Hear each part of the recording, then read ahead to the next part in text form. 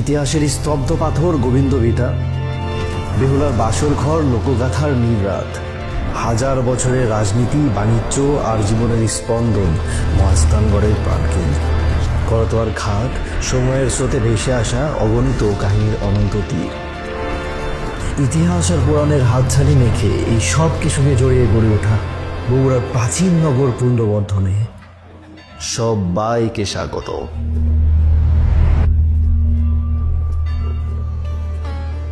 পুণ্ডবর্ধন সেকালের বঙ্গের সমৃদ্ধ রাজধানী। বাণিজ্য, সংস্কৃতি ও জ্ঞানের আলো খুঁজে সারা বাংলা থেকে মানুষ ছুটে আসতো এই জনপদে। ইটের বাঁধনে গড়ে ওঠা এই নগর করতোয়া নদীর তীর ছুঁয়ে একসময় উঠেছিল উন্নতির শিখরে।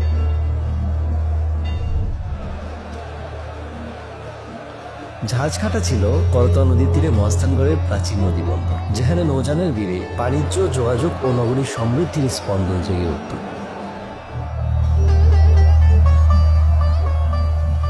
রাতে নগরী জ্বলে উঠত হাজারো দ্বীপের আলোয়, যেন নীরব রাতে ছড়িয়ে থাকা আলোর এক স্বপ্নমালা। পুণ্ডবর্ধনের পশ্চিম দ্বার, প্রাচীন নগরীর সেই প্রবেশ পথ। ইটের দেয়ালে স্তরে স্তরে জমে থাকে ইতিহাস, যেন এখনো বহন করে সেই ব্যস্ত জনপদের স্পন্দন।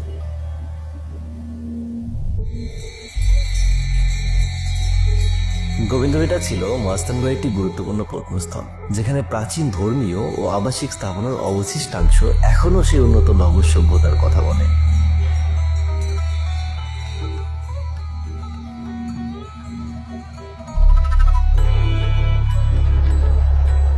বেহুলার বাসর ঘর বা গোকুল মেট এক সক্রিয় ধর্মীয় ও সামাজিক কেন্দ্র, যেখানে ইট নির্মিত বর্গাকার প্ল্যাটফর্মে সাজানো ছিল বহুস্তর দেওয়াল, সিঁড়ি ও প্রবেশপথ।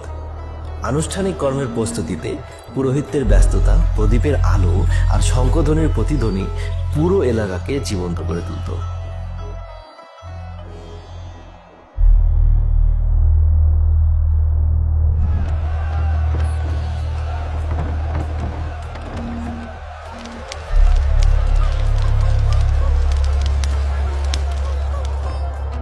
মহাস্থানগড়ের প্রাণকেন্দ্রে গড়ে ওঠা প্রাচীন পুণ্ডবর্ধনের জমজমাট বাজার ছিল বাণিজ্য ও নগদ জীবনের কেন্দ্র।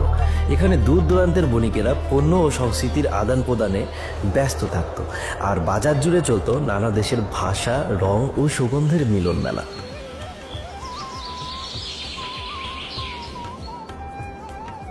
এই অঞ্চলে এমন কিছু স্থাপত্য ছিল যেগুলোর সৌন্দর্য, শৈলী আর পরিণত কারুকাজ দেখে মানুষ দূর দূরান্ত থেকে বিস্মিত হয়ে যেত। বগুড়াতেও এত সুন্দর প্রাসাদ ছিল, ভাবা যায়। প্রতিটি ভবনের কারিগর ছিল এক একটি শিল্পী।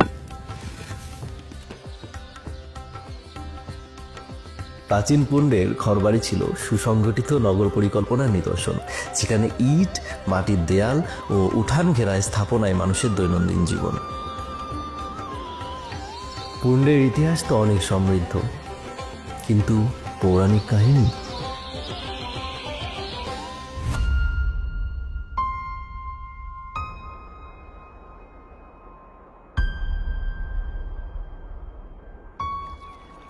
চাই না।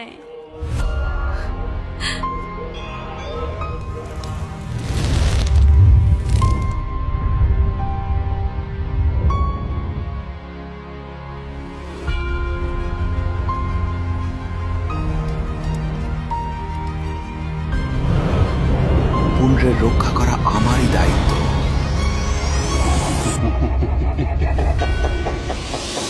দয়া দয়া সেই পায় যে ধর্ম মানে।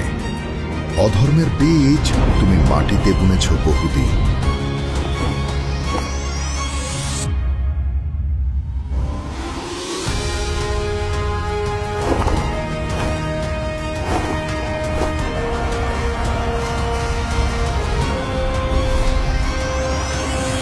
এই তো আমাদের পুণ্ডবর্ধন, প্রাচীন বগুড়ার রাজধানী। আবার আসবেন। ধন্যবাদ।